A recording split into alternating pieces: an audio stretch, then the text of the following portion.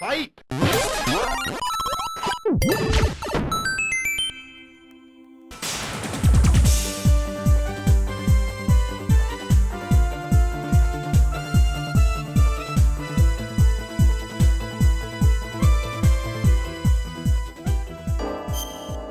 Metal Gear Solid, the blockbuster hit for the original PlayStation. A game that not only reignited the Metal Gear series, but also the stealth genre as a whole, making it one of the most influential cinematic releases of all time. Don't talk to me like a rookie! Let's go back to where it all began and see how this legendary title came to be. In 1986, Hideo Kojima, a young aspiring game designer, joined Konami. Despite wanting to work in the arcade division, he ended up as a planner on the MSX team. The MSX was a home computer standard with a good following in a number of countries and strong support by Konami. The limitations of the MSX forced the team to think outside the box and come up with fresh gameplay mechanics. It was in this environment that Kojima had his first shot at an ambitious project, inspired by classic war movies like The Guns of Navarone. The party's over. There is a traitor in this room. He came up with a prison break game where the player has to avoid enemy guards instead of engaging them in combat. The concept was received with skepticism inside Konami, since at that time, popular war-themed games almost always had an emphasis on action and violence. But after changing the concept from escaping to infiltration, the project got greenlit, and Metal Gear for the MSX2 hit store shelves in 1987. Deep in South Africa, a military nation threatens the world with a top-secret WMD. It's up to rookie soldier Solid Snake from Special Forces Unit Foxhound to destroy this walking nuclear battle tank, known only as Metal Gear. Under the command of Foxhound leader Big Boss, Snake infiltrates the military fortress Outer Heaven, armed only with a pack of smokes. His first assignment is to find the missing agent Gray Fox. The game encourages players to sneak past enemy guards and avoid the countless traps, relying on their instincts and a few hints from Big Boss, who keeps you updated via transceiver. During the mission, you'll acquire new weapons and equipment like security cards, a mine detector, remote-controlled missiles, and the infamous cardboard box.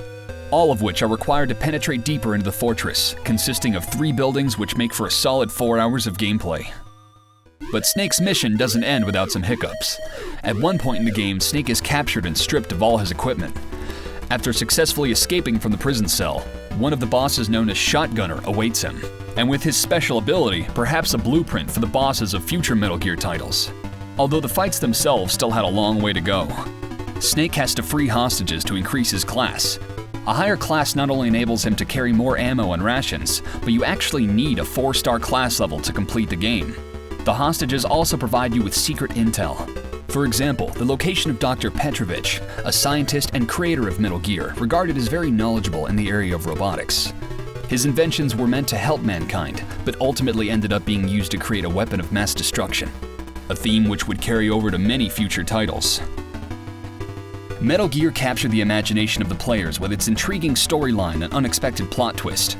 The hide-and-seek gameplay combined with a great soundtrack added a sense of tension not often seen in games until that point. Although it was still relatively simple in its execution, various themes and gameplay elements that would later reappear in Metal Gear Solid were already in place. And if you want to know what happens here, you really have to play the game yourself.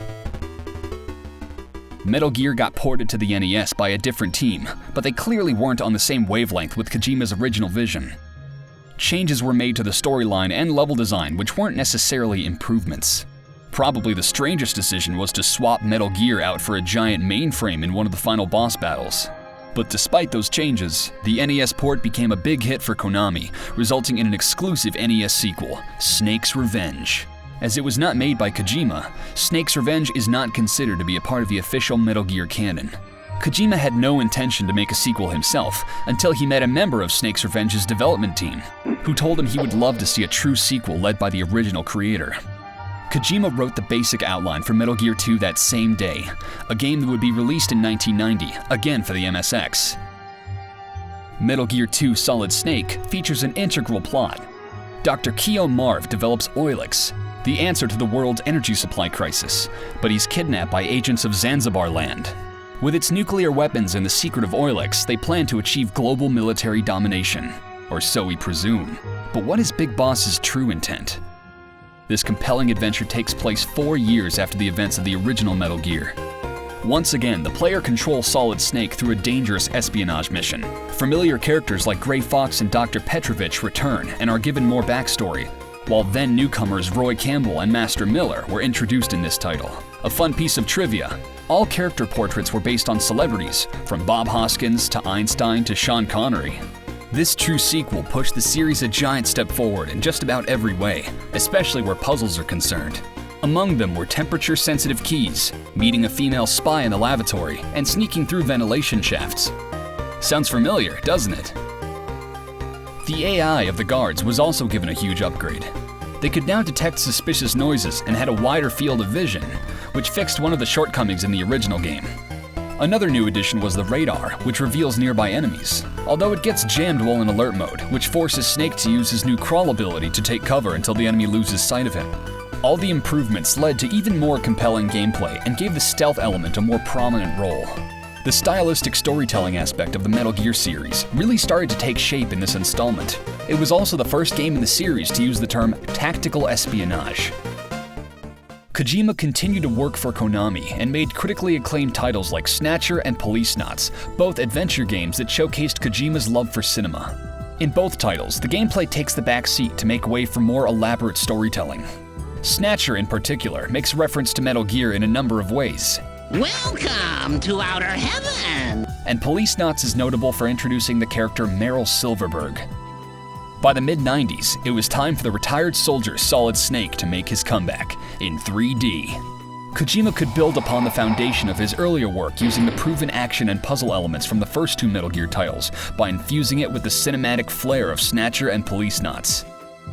Metal Gear Solid was initially developed for the 3DO CD-ROM system, but poor sales of the system forced Konami to shift development over to Sony's new console, the PlayStation. This gave Kojima the time to rethink his original concept and perfect it. They even went as far as consulting military experts to achieve a high level of authenticity. In 1998, Metal Gear Solid finally hit shelves, receiving rave reviews and countless awards, setting a high expectation for production value in video games with top-notch voice acting and an astonishing attention to detail, making the Metal Gear series one of Konami's most lucrative franchises and catapulting Hideo Kojima into stardom. But if it wasn't for the humble beginnings on the MSX, the series may never have seen the light of day.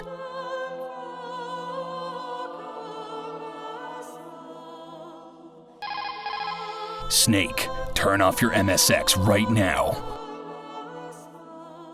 Thanks for watching. And if you enjoy classic gaming documentaries like this one, make sure to check out other videos like Secret of Mana, Castlevania, Streets of Rage, or MSX Konami games.